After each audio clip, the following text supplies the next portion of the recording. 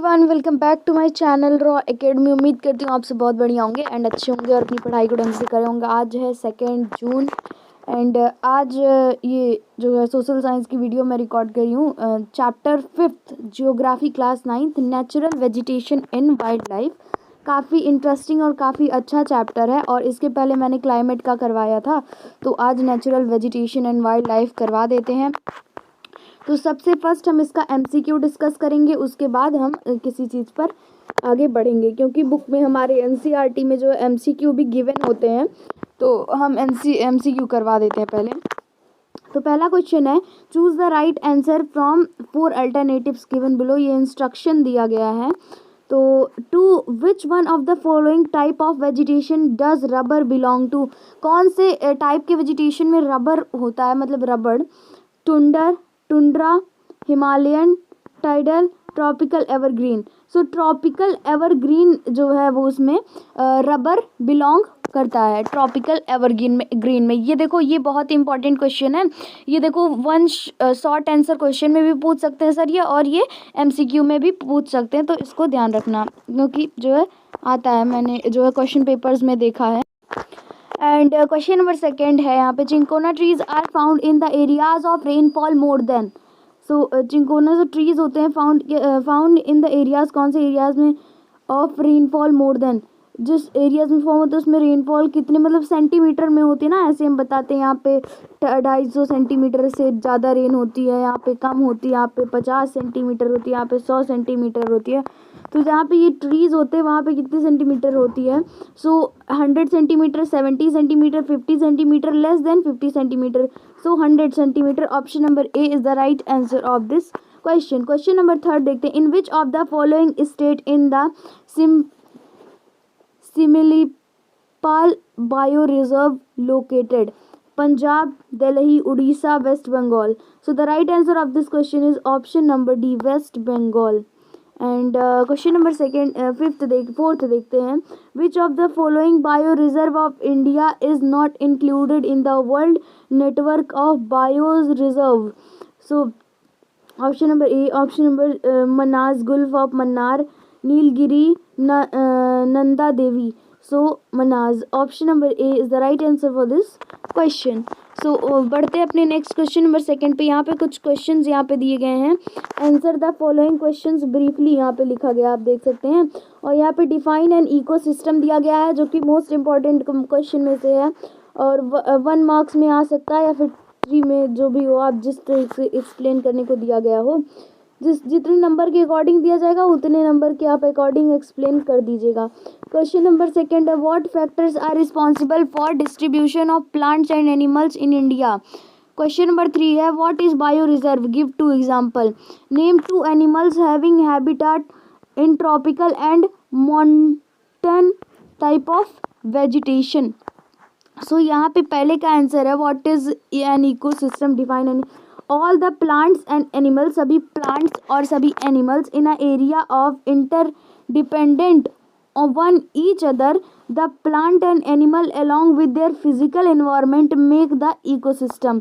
I hope आप समझ गए होंगे। जो एनिमल्स और प्लांट होते हैं जिस एरिया में इंडिपेंडेंट होते हैं जो है, और जिस द प्लांट एंड एनिमल जो पौधे और जानवर होते हैं, फिजिकल एनवायरनमेंट जहाँ पे अपना बनाते हैं, उसी को हम इकोसिस्टम कहते हैं।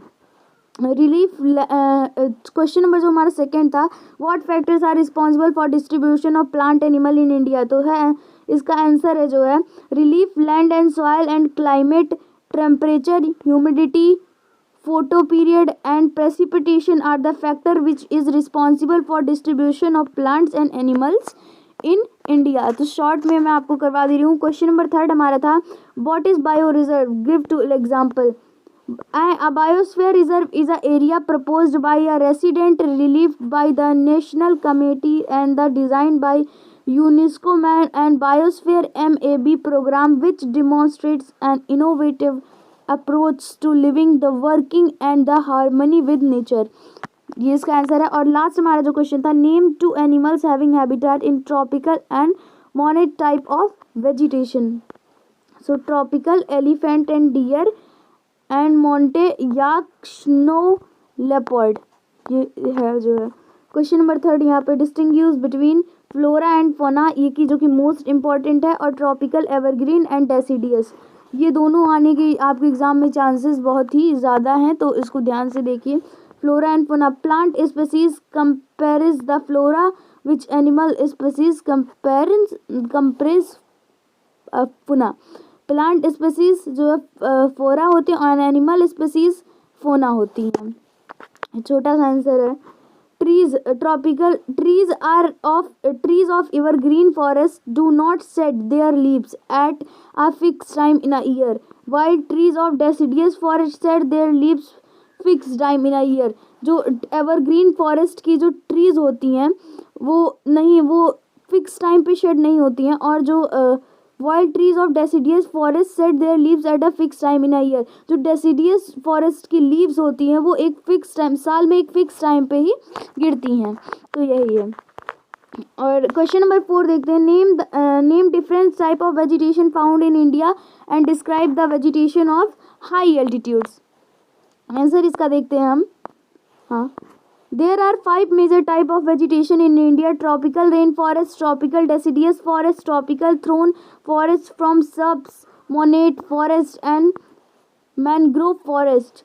Monete forest, the forest in the mountain area is called monete forest. The forests are mainly found along the southern slopes of the Himalaya at the high altitude in southern and northern eastern India. Kashmir state spotted deer, the wild sheep, jackrabbit and snow leopard, squirrel, sagi and the horned wild ibex, bear, rare and panda, sheep and goats are the common animals in these forests. So this is the answer of this question. इस जो long answer question है मेरी, अब माने उसको understanding पे उसकी focus करें, ना कि उसको रट्टा ना मारें, बिकॉज रट्टा मारने से आप एग्जाम में भी नहीं लिख पाएंगे। क्वेश्चन नंबर 5 है, जैसे ये सब छोटे छोटे आप इसको लर्न कर सकते हैं।